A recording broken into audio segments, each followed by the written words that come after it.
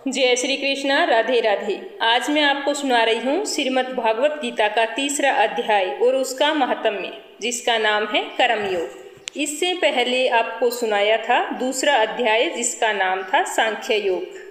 कर्म तो हर समय हम सब लोग करते हैं। ऐसा कोई समय नहीं है जिसमें हम कर्म किए बिना रह सकें। कुछ कर्म झूठ और फरेब से भरे होते हैं और कुछ कर्म कर्तव्य के लिए किए जाते हैं। तो फिर वे कौन से ऐसे कर्म हैं जो हमें हमारे लक्ष्य तक लेकर जाते हैं? श्रीमद् भागवत गीता के 3रे अध्याय में इसी कर्म योग को श्री कृष्ण ने अर्जुन को बताया है। अर्जुन पूछते हैं कि हे जनार्दन, यदि आपको कर्म के मुकाबले ज्ञान बेहतर लगता है तो फिर हे केशव, मुझे भयंकर कर्म में क्यों लगाते हो? श्री कृष्ण ज्ञान को कर्म से अच्छा बताते हैं, तो उस स्थिति में यह प्रश्न उचित लगता है कि फिर श्री कृष्ण अर्जुन को कर्म अर्थात युद्ध करने के लिए क्यों कह रहे हैं? क्योंकि अगर ज्ञान की बात है तो वह अर्जुन श्री कृष्ण से ही प्राप्त कर रहे हैं। तो अपनों की हत्या करने वाले ऐसे युद्ध में श्री कृष्ण उन्हें क्यों भेज रहे हैं?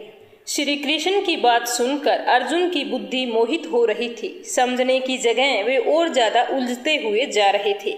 इसीलिए अर्जुन श्री कृष्ण से पूछते हैं कि एक बात बताइए प्रभु, जिससे मेरी उलझन दूर हो सके। अर्जुन कहना चाहते थे कि उनकी दुविधा को दूर करके श्री कृष्ण उन्हें एक स्पष्ट बात बताएं जिस पर वे चल सकें। श्री कृष्ण ने जो अर्जुन को बातें बताई है वे जटिल और गहरी है। ऊपर से देखकर ऐसे लगता है कि यह सब ज्ञान की बातें हैं। इन बातों पर चले तो कैसे चले? और यही दुविधा अर्जुन की भी है और श्री कृष्ण उसे उत्तर दे रहे हैं। भगवान श्री कृष्ण अर्जुन से कहते हैं कि इस दुनिया में 2 प्रकार की निष्ठा, 2 प्रकार के विश्वास हैं, जिनमें से एक है सांख्य योग, जिसका संबंध ज्ञान से है, और दूसरा है कर्म योग, जिसका संबंध सिर्फ कर्म से है। निष्ठा का अर्थ है कुछ भी करने से पहले परिपक्व अवस्था और पराकाष्ठा अपनी इंद्रियों को वश में कर परमात्मा का ध्यान लगाना। ज्ञान योग से होता है और इसे कहते हैं सांख्य योग। दूसरा है कर्म योग, जिसका अर्थ है निष्काम कर्म करके फल में इच्छा न रखना। मनुष्य ना तो कर्मों को शुरू किए बिना योग निष्ठा को प्राप्त करता है और ना कर्मों को केवल छोड़ देने से सिद्धि अर्थात सांख्य निष्ठा को प्राप्त होता है। ऐसा नहीं है कि आप कर्म करें ही नहीं और खुद को सन्यासी कहें। ऐसे तो दुनिया नहीं चल पाएगी। अपने कर्तव्यों को छोड़कर यदि आप सन्यासी बन जाते हैं और आप समझते हैं कि आपको मोक्ष की प्राप्ति हो जाएगी, तो ऐसा कभी संभव नहीं होगा। ऐसा नहीं हो सकता कि आप कर्मों को त्याग दें और खुद को कर्मयोगी कहें। कर्म को ना करने से या फिर उसे सदा के लिए त्याग देने से कुछ भी हासिल नहीं होगा। ऐसा कभी नहीं हो सकता कि मनुष्य किसी भी काल में क्षण मात्र भी बिना कर्म किए रह जाए। हमारी दुनिया ऐसी है कि हम चाहें या ना चाहें कर्म तो हमें करने ही पड़ेंगे। कर्म न करना भी कर्म करना है। जिस तरह से हम इस दुनिया में आए हैं, जिस तरह प्रकृति ने हमें बनाया है, उसका गुण यही है कि हम हर समय कर्म करें। प्रकृति में कभी भी कुछ रुकता नहीं है। सांसें चलती है, समय चलता है, जीवन का चक्कर चलता है और जब तक जीवन रहेगा तो कर्म भी रहेगा। इसीलिए यह आवश्यक है कि कर्म को समझा जाए और उसे समझ के उसे किया जाए। जो आदमी सिर्फ दिखावे के लिए अपनी इंद्रियों को ऊपर से रोककर परंतु अंतर्मन में हमेशा उन्हीं के बारे में सोचता है, वह मिथ्याचारी अर्थात ढोंगी कहा जाता है, यानी वो झूठा और घमंडी होता है। जैसे कोई व्यक्ति को खाना खाने के लिए दिया जाता है और वो खाने के लिए मना कर देता है, लेकिन अंदर से बार बार खाने के बारे में ही सोचता रहता है, तो यह किस तरह का उपवास हुआ? इसे व्रत नहीं माना जाता। कितने ही साधु सन्यासी आपको मिलेंगे जो कहते हैं कि उन्होंने दुनिया को त्याग दिया है, कर्म को त्याग दिया है, परंतु अगर उनके मन में अभी भी दुनिया के लिए इच्छा है तो श्री कृष्ण उन्हें झूठा और पाखंडी बताते हैं। हे अर्जुन, जो पुरुष सच्चे मन से इंद्रियों को वश में करके उनसे बिना लगाव किए कर्म करता है, वही कर्म योग का पालन करता है और वही सबसे श्रेष्ठ होता है। श्री कृष्ण एक तरह से चेतावनी दे रहे हैं कि इंद्रियों को वश में करना ही है, लेकिन मन का उन इंद्रियों से किसी भी तरीके से लगाव नहीं होना चाहिए। उसे ही कर्म योग माना जाता है। जब इंद्रियां वश में होती है तो आप कुछ भी करने में संभव होते हैं। किसी भी तरह की बाधा आपको कर्म करने से नहीं रोक सकती। और अगर आपकी इंद्रियां आपके वश में नहीं हैं तो फिर वह स्वादिष्ट खाने की खुशबू ही क्यों ना हो, कोई रूपसी नारी हो, आसपास का शोर भी क्यों ना हो, हर बाधा आपको कर्म करने से रोकेगी। हे अर्जुन, तुम केवल कर्तव्य निभाओ, क्योंकि कर्म ना करने के मुकाबले कर्म करना बेहतर होता है। और तुम्हारे कर्म ना करने से तुम्हारा जीवित रहना भी तो संभव नहीं है। इसीलिए तुम शस्त्र उठाओ और युद्ध करो, अपना कर्म करो, क्योंकि यह कर्म ना करने से कहीं ज़्यादा अच्छा है। कहने का तात्पर्य यह है कि कर्म तो बहुत सारे हैं, परंतु उसमें से एक चुना हुआ है। उसी चुने हुए कर्म को ही निर्धारित कर्म कहते हैं। अपनी मर्जी से अगर कर्म का चुनाव करेंगे तो उसे निर्धारित नहीं माना जाएगा।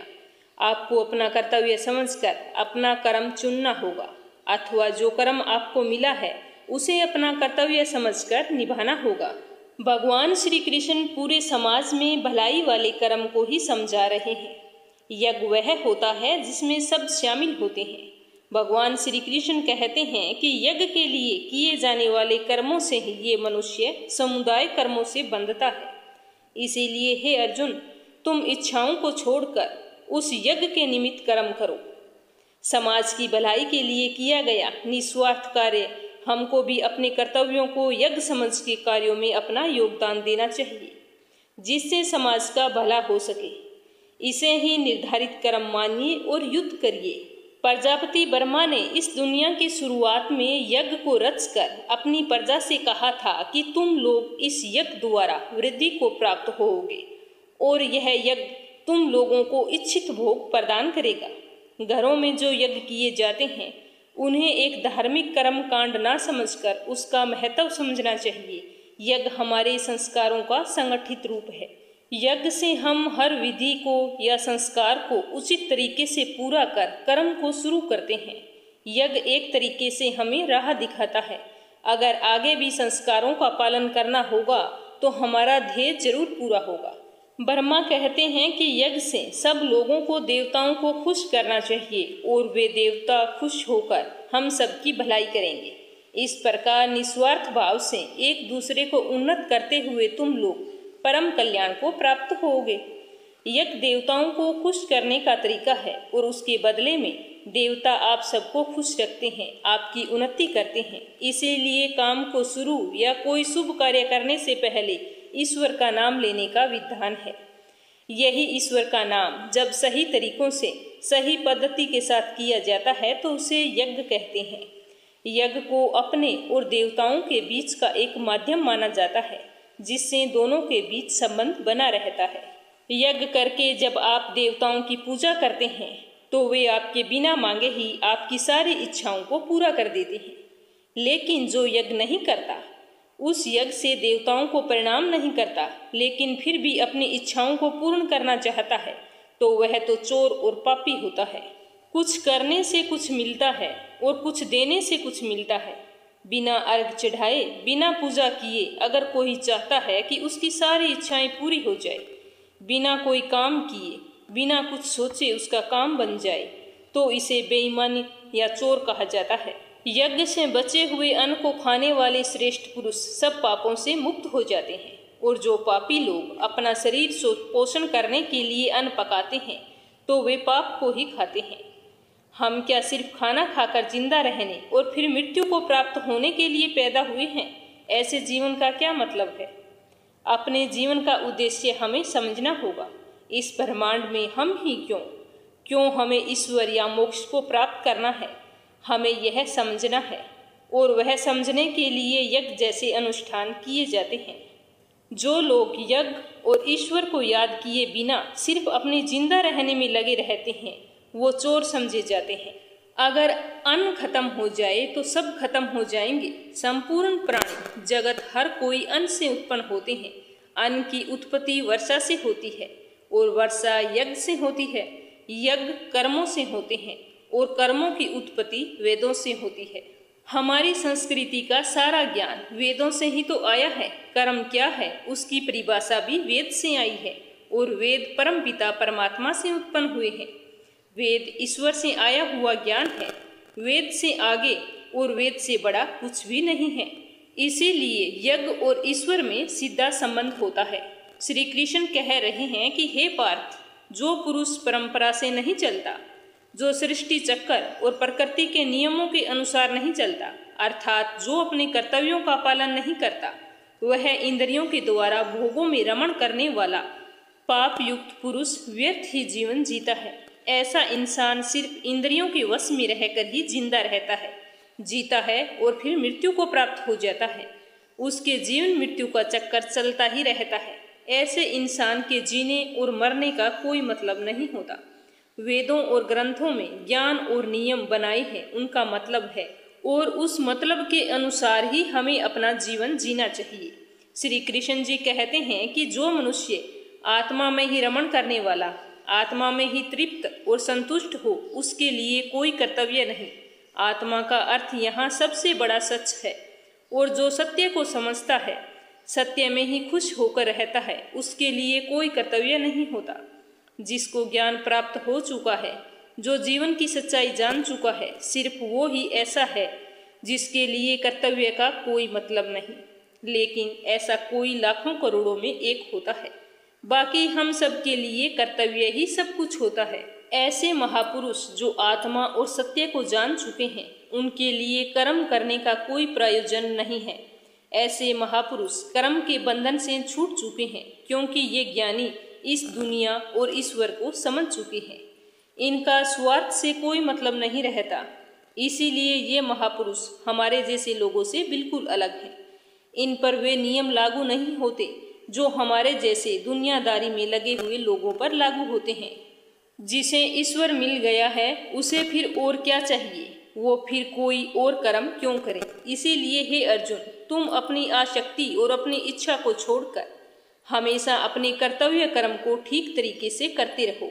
अपनी कामनाओं को सिर्फ छोड़कर अपने कर्तव्यों को पूरा करने में लग जाओ, क्योंकि आसक्ति से, लगाव से छूटकर भी अपना कर्म करता है, वह मनुष्य परमात्मा को प्राप्त होता है। कर्तव्य की राह आसान नहीं होती। कितनी ही बार हम सबको लगता है कि सब कुछ छोड़कर आराम करें, देर तक सोए रहें, परिश्रम ना करें, लेकिन उससे कुछ भी हासिल नहीं होता।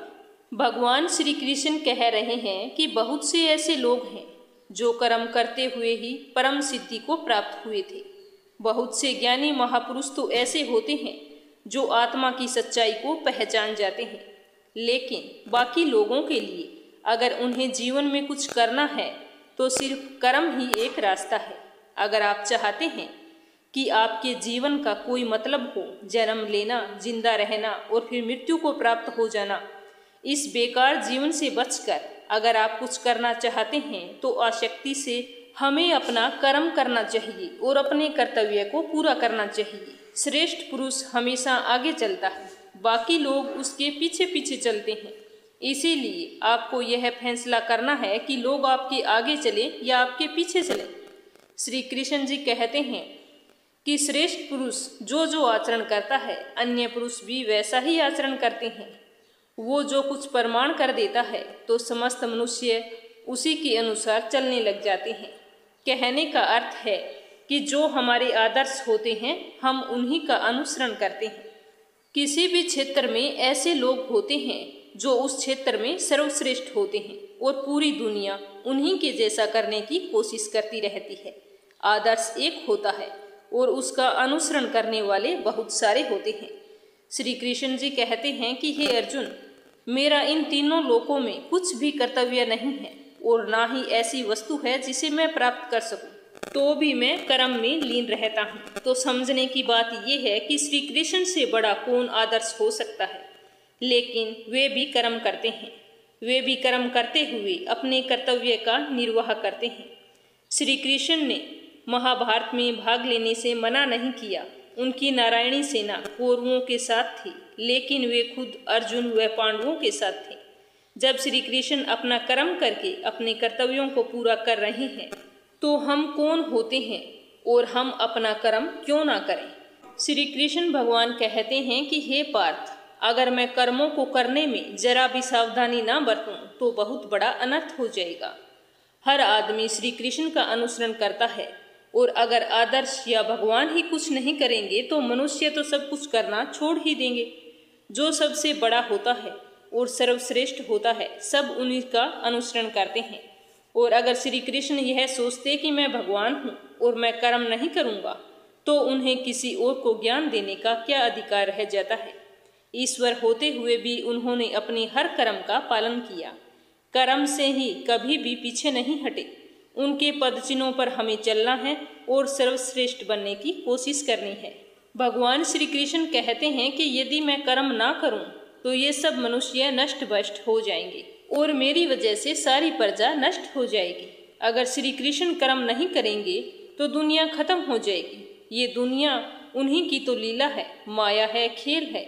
जिसने यह खेल रचा वही अपना कर्म नहीं करेगा तो दुनिया में क्या बचेगा। चाहे वह ईश्वर हो या साधारण मनुष्य, नियम तो सब पर लागू होते हैं। अगर कर्म का नियम है तो श्री कृष्ण को भी कर्म करना पड़ेगा और हमें भी कर्म करना पड़ेगा। हे अर्जुन, जिनमें समझ नहीं होती न वे कर्म की आसक्त होकर कार्य करते हैं। विद्वानों और समझदारों को बिना लगाव के कार्य करना चाहिए। क्या यज्ञ से ही हम ज्ञानी होते जाते हैं?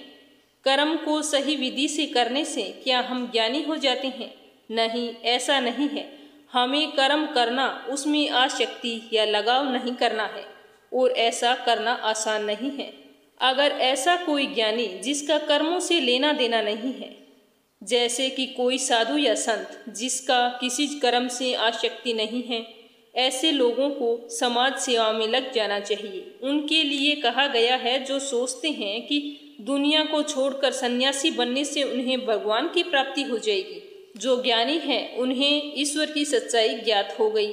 उनकी जिम्मेदारी यह होती है कि उनके कार्य करने के तरीके से किसी दूसरे के मन में कर्म को लेकर अश्रद्धा, अपमान, यह सब पैदा नहीं होने चाहिए। आप किसी ज्ञानी को देखकर यह सोच सकते हैं कि वे कुछ करते नहीं तो मैं भी ना करूं। इसीलिए ये उन महापुरुषों और ज्ञानियों के लिए जरूरी है कि वे ऐसा उदाहरण सामने रखें जिससे हर कोई अपना कर्म और कर्तव्य को अच्छी तरह समझ सके और उसके लिए प्रेरित हो। हर व्यक्ति की अपनी एक प्रकृति होती है, अपनी उस प्रकृति के अनुसार वह कर्म करता है। हर कर्म उस प्रकृति के गुण के हिसाब से होता है। जिसके अंदर घमंड भरा होता है वह ये सोचता है कि मैं ही करता हूँ, अर्थात करने वाला मैं ही हूँ। ऐसे सोचने वाले आदमी को अज्ञानी माना गया है। आप जो भी कार्य करते हैं उस कार्य को करवाने वाली आपकी प्रकृति होती है और आपके गुण होते हैं।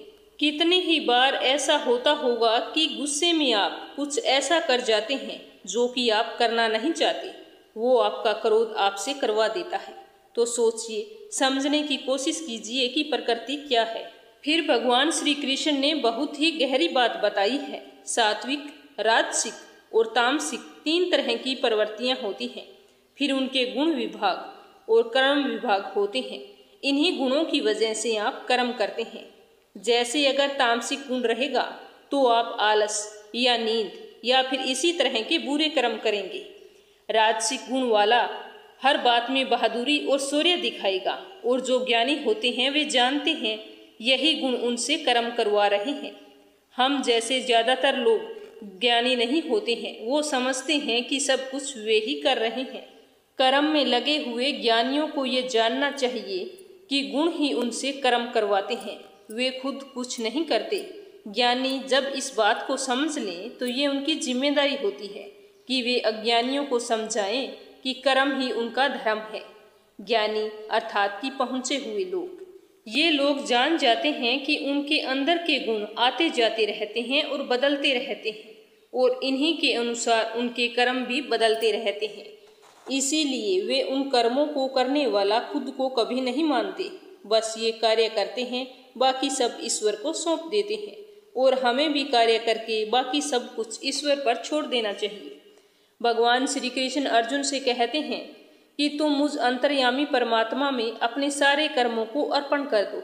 आशा को छोड़, ममता को छोड़, दुख को दूर करके युद्ध करो। इसीलिए हमें भी अपने सारे कर्मों को भगवान को सौंप देना चाहिए। कोई आशा नहीं, कोई ममता नहीं, कोई दुख नहीं और कोई भी भाव नहीं होना चाहिए। तुम जाओ और बस युद्ध करो। इसी में अपने आप को सफलता का सार मानना चाहिए। जीवन का लक्ष्य मोक्ष को प्राप्त करना है। जीवन और मृत्यु को चक्कर से बचने के लिए निष्काम कर्म का अगला कदम वही होगा। श्री कृष्ण जी यही कहते हैं कि जो मनुष्य दोष दृष्टि से रहित श्रद्धा युक्त होकर मेरे इस मत का सदा अनुसरण करेगा वह सारे कर्मों के बंधन से मुक्त हो जाएगा। जो कोई सुख दुख और मोह माया को छोड़कर अपने कर्म मुझे अर्पण करता है और सच्चे कर्म करता है वह कर्म के बंधनों से छूट जाता है। कर्म बंधन से छूटने का अर्थ है जन्म और मृत्यु के चक्कर से छूट जाना। श्री कृष्ण जी कहते हैं कि कई बार लोग घमंड करके खुद को बहुत ही बड़ा समझते हैं। उन्हें लगता है कि सब कुछ वो खुद ही करते हैं। उन्हें ये कभी नहीं लगता कि उन्हें अपना कर्म भगवान को अर्पण करना चाहिए। ऐसे लोग अपने झूठे ज्ञान में ही मस्त रहते हैं। श्री कृष्ण भगवान उन्हें मूर्ख बताते हुए हमेशा उनसे दूर रहने की सलाह देते हैं। आपको अपने चारों ओर कई तरह के घमंडी दिख जाएंगे जिन्हें लगता है कि वे कुछ भी गलत नहीं कर रहे। अपने धन और घमंड के अहंकार में वे किसी की बात सुनने को तैयार नहीं होते।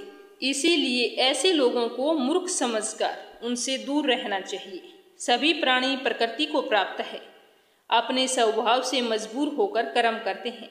ज्ञानवान भी अपनी प्रकृति के अनुसार कोशिश करता है, फिर इसमें किसी का क्या हट करेगा। श्री कृष्ण यह समझा रहे हैं कि हर प्राणी का अपना एक स्वभाव होता है, सभी उसी के चलते कार्य करते हैं। जो ज्ञानी हैं, जो सब कुछ जानते हैं, उनसे भी कार्य उनकी प्रवृत्ति ही कराती है। इसमें किसी का हट और किसी का जिद नहीं होता। अगर आप सोचते हैं कि आप किसी से उसकी प्रवृत्ति के खिलाफ काम करवा लेंगे तो यह सिर्फ आपका सोचना है। इसमें आप अपना समय व्यर्थ करेंगे। इंद्रियों में ही प्यार और क्रोध छुपा हुआ है। मनुष्य इन दोनों के वश में नहीं होना चाहिए, क्योंकि ये दोनों ही कल्याण मार्ग में विघ्न पैदा करने वाले महान शत्रु होते हैं। अर्थात इंद्रियों में हर तरह का भाव छुपा होता है। अच्छा भाव और बुरा भाव, अच्छे और बुरे दोनों भावों में हमें कभी भी नहीं फंसना चाहिए, क्योंकि इन्हीं में फंसने से हमारे मोह की शुरुआत होती है। फिर इन इंद्रियों के चक्कर में हम फंसते हुए चले जाते हैं। फिर हम कभी इनसे निकल नहीं सकते। काम, क्रोध, लोभ, मोह ये हमें हमारे शत्रु समझने चाहिए। भगवान श्री कृष्ण जी कहते हैं कि अच्छी प्रकार आचरण में लाए हुए दूसरों के धर्म से गुण रहित अपना धर्म अति उत्तम है। अपने धर्म में मरना तो कल्याणकारक है और दूसरे को धर्म भय देने वाला होता है। हर व्यक्ति को अपना कर्तव्य, अपना कर्म, अपना धर्म ही करना चाहिए। भगवान श्री कृष्ण कहते हैं कि अपने धर्म के लिए अगर मरना भी पड़े तो अच्छा है, लेकिन किसी दूसरे के धर्म को कभी भी स्वीकार नहीं करना चाहिए। कोई बेहद कमजोर, जिसे खुद पर विश्वास न हो, दूसरे के धर्म को अपनाता है, जिसमें थोड़ा सा भी आत्मसम्मान होता है, वह कभी किसी दूसरे को धर्म को कभी नहीं अपनाता। अर्जुन कहते हैं कि हे कृष्ण, तो फिर ये मनुष्य खुद ना चाहते हुए भी जबरदस्ती किस बात से प्रेरित होकर पाप का काम करते हैं।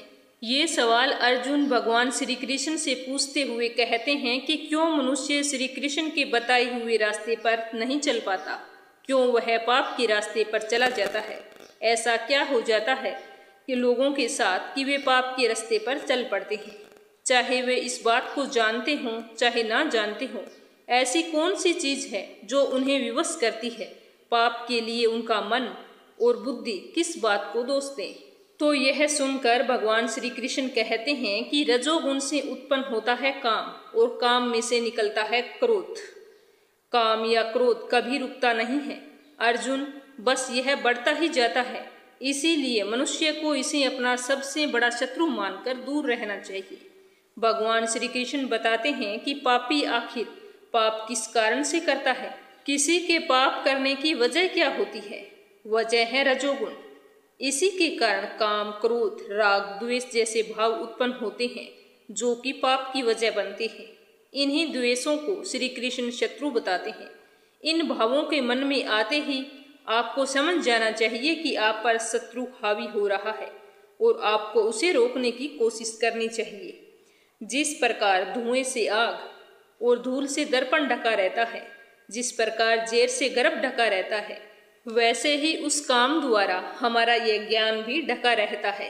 राख जलती रहती है, उसके धुएं में आग छुपी रहती है। शीशे में अगर धूल हो तो चेहरा साफ नहीं दिखाई देता। उसी प्रकार ये जो काम, क्रोध जैसे विकार हैं, जो हमारी कमियां हैं, ये हमारे अंदर मौजूद ज्ञान को छुपा देती है और सब कुछ हमारे अंदर है, वो अंदर ही रह जाता है, बाहर कुछ भी नहीं। इंसान की यही कमियां ज्ञान को अंदर छुपाकर पूरी तरह से पाप करने में विवश और उत्साहित करती है। इसीलिए भगवान श्री कृष्ण इन्हें शत्रु बताते हैं और दूर रहने के लिए कहते हैं। हे अर्जुन, यह ऐसी आग है जो कभी नहीं बुझती। इस आग का मतलब काम है और इसी से मनुष्य का ज्ञान ढका हुआ है। भोगों से कभी भी कोई तृप्त नहीं हुआ। पैसा अगर कमाया है तो और कमाना है, खाना अगर खाया है तो और खाना है। भोगों का कोई अंत नहीं होता, बल्कि ये भोग मनुष्य का अंत करके ही मानते हैं। जिस तरह आग को ईंधन मिलता रहे तो वो कभी नहीं बुझती। जब आप इन भोगों को आप खुद बढ़ाते हैं तो आप ईंधन ही डाल रहे हैं, इसीलिए ये आपका अंत करके ही मानेगी। काम, क्रोध, मद, लोभ, इन सब को आपको नियंत्रण में रखना है और इस आग को बुझाना है। भगवान श्री कृष्ण अर्जुन को समझा रहे हैं कि इंद्रियां, मन, बुद्धि, ये सब इनके घर कहे जाते हैं। ये काम इन मन, बुद्धि और इंद्रियों द्वारा ही ज्ञान को ढक के जीवात्मा को मोहित करता है।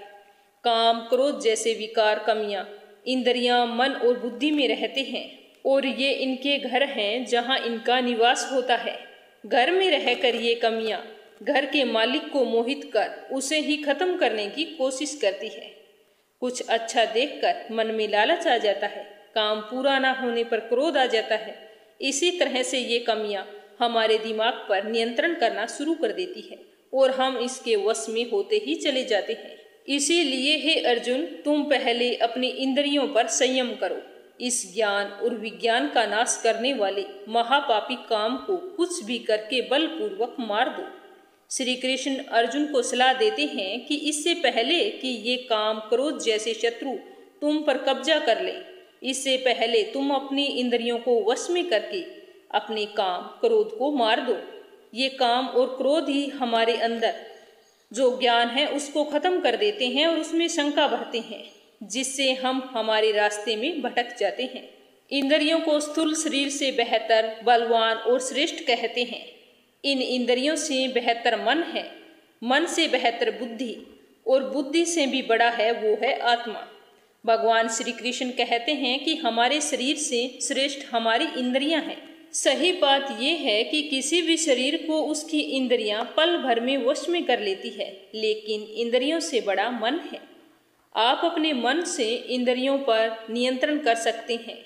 मन से बड़ी बुद्धि है, इस बात को ध्यान में रखिए कि अभी तक सबसे बड़ी है बुद्धि और बुद्धि से बड़ी है आत्मा, और इसी आत्मा को समझने का यह सारा खेल है। भगवान श्री कृष्ण अपनी बात समझाते हुए कहते हैं कि हे अर्जुन, इस प्रकार बुद्धि से बेहतर अर्थात सूक्ष्म, बलवान और श्रेष्ठ आत्मा को मानो।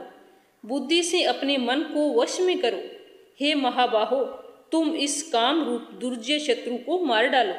बुद्धि से मन को वश में करना है, और अगर मन वश में हो गया है तो आप इंद्रियों को भी वश में कर लेंगे। जब मन और इंद्रियां आपके वश में हैं तो आपका अगला कदम आत्मा के पास पहुंचेगा। आत्मा परमात्मा का ही एक रूप है और आपकी बुद्धि आपको आत्मा के करीब पहुंचा सकती है। तो ये था श्रीमद् भागवत गीता का 3रा अध्याय, और अब मैं आपको सुना रही हूँ 3रे अध्याय का महात्म्य। श्री नारायण जी बोले कि हे लक्ष्मी, एक महामूर्ख व्यक्ति अकेला ही वन में रहता था। गलत कार्यों से उसने बहुत सारा धन इकट्ठा किया था, लेकिन किसी कारण से वह सारा धन जाता रहा। अब वह धन के लिए बहुत ही चिंतित रहने लगा। हर किसी से पूछता कि ऐसा कोई उपाय बताओ जिससे मुझे पृथ्वी में गड़ा हुआ सारा धन मिल जाए। किसी से पूछता कोई उपाय बताओ जिससे मुझे पृथ्वी में गड़ा हुआ धन दिखने लगे। तो किसी ने कह दिया कि मांस मदिरा खाया पिया कर, तुझे सारा धन मिल जाएगा। तो यह सुनकर वह खोटे कर्म करने लगा, चोरी करने लग गया। एक दिन धन की लालसा में चोरी करने गया तो मार्ग में चोरों ने उसे मार दिया। तुझे सारा धन मिल जाएगा। तो यह सुनकर वह खोटे कर्म करने लगा, मांस मदिरा खाने लगा, चोरी करने लगा। एक दिन धन की लालसा में वह चोरी करने गया तो मार्ग में चोरों ने उसे मार दिया। मरने के बाद उसे प्रेत की योनि प्राप्त हुई। उस प्रेत योनि में उसे बहुत ही दुख हुआ। वह एक वट वृक्ष पर बैठा रहता और सारा दिन चिल्लाया करता कि कोई ऐसा है जो मुझे इस अधम देह से छुड़ा सके। कुछ समय बाद उसकी पत्नी जो गर्भवती थी उसने एक पुत्र को जन्म दिया। जब उसका पुत्र बड़ा हुआ तो उसने एक दिन अपनी माता से पूछा कि माता, मेरा पिताजी क्या व्यापार करता है और कहाँ रहता है? तो उसकी माँ ने कहा कि उनका देहांत हो गया। तो उसके पुत्र ने पूछा कि देहांत कैसे हुआ? तब उसकी माता ने बताया कि बेटा, तेरे पिताजी के पास बहुत सारा धन था। जब वह सारा धन यूं ही जाता रहा तो वह धन के चले जाने से बहुत ही दुखी रहने लगा और धन की लालसा से वो चोरी करने लग गई। लेकिन एक दिन चोरों ने उसे मार दिया। तो उसके बेटे ने पूछा कि माता, आपने उनकी गति कराई थी?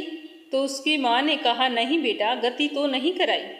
तो बेटे ने कहा कि हे माता, आपको उनकी गति करानी चाहिए थी। तो माँ ने कहा कि यह तो बहुत ही अच्छी बात है। तब वह पंडितों से पूछने गया और जाकर प्रार्थना करी कि मेरा पिता एक दिशा में जाकर मृत्यु को प्राप्त हुए हैं, अतः उनका उद्धार किस तरह से हो सकता है? तो पंडितों ने कहा कि तुम गया जी जाकर उनकी गति करवा, तभी पितरों का उद्धार होगा। यह सुनकर वह अपनी माता की आज्ञा लेकर गया जी को गया। प्रयागराज का दर्शन कर आगे चल पड़ा। रास्ते में एक वृक्ष के नीचे बैठ गया। वहां उसको बड़ा भय प्राप्त हुआ। यह वही वृक्ष था जहां उसका पिता प्रेत योनि में रहता था। उसी जगह चोरों ने उसको मारा था। तब उस बालक ने अपना गुरु मंत्र पढ़ा। उसका एक और नियम था कि वह रोजाना श्रीमद् भागवत गीता का पाठ किया करता था। उस दिन उसने श्री गीता जी के 3रे अध्याय का पाठ उसी वृक्ष के नीचे बैठकर किया था, जिससे उसके पिता ने प्रेत की योनि में सुना तो सुनते ही उसकी प्रेत योनि छूट गई और उसका शरीर देवताओं के समान हो गया। स्वर्ग से विमान आए और वह विमान पर चढ़कर पुत्र के सामने आया और आशीर्वाद देकर कहा कि हे पुत्र, मैं तेरा पिता हूँ जो मरकर प्रेत बना और तेरे इस पाठ करने से मेरा शरीर देवताओं के समान है। अब मेरा उद्धार हो गया है और तेरी कृपा से मैं स्वर्ग को जा रहा हूँ। अब तू गया जी को अपनी खुशी से जा। इतना सुनकर पुत्र ने कहा कि हे पिताजी, कुछ और आज्ञा करो जो मैं आपकी सेवा करूं। तब उस देवदेही ने कहा कि देख, मेरी 7 पीढ़ियों के पितर नरक में पड़े हुए हैं। अब तू श्रीमद् भागवत गीता के 3रे अध्याय का पाठ करके उनको भी इस दुख से मुक्ति प्रदान कर। इतना वचन कहकर वो स्वर्ग को चले गई। तब इस बालक ने वहीं पर पुनः गीता जी के 3रे अध्याय का पाठ किया और सब पितरों को उसका पुण्य देकर वैकुंठगामी को किया। जो प्राणी श्रीमद् भागवत गीता का पाठ करता है या सुनता है, उसका फल कहाँ तक कहें, कहने में नहीं आ सकता। तब श्री भगवान जी बोले कि हे लक्ष्मी, यह 3रा अध्याय का जो फल मैंने तुमसे कहा है वो तुमने सुना है। तो ये था श्रीमद् भागवत गीता का 3रा अध्याय और उसका महात्म्य। सुनकर आपको कैसा लगा कमेंट बॉक्स में बताना। और बहुत ही जल्द प्रस्तुत करेंगे श्रीमद् भागवत गीता का 4था अध्याय और उसका महात्म्य। जय श्री कृष्णा। राधे राधे।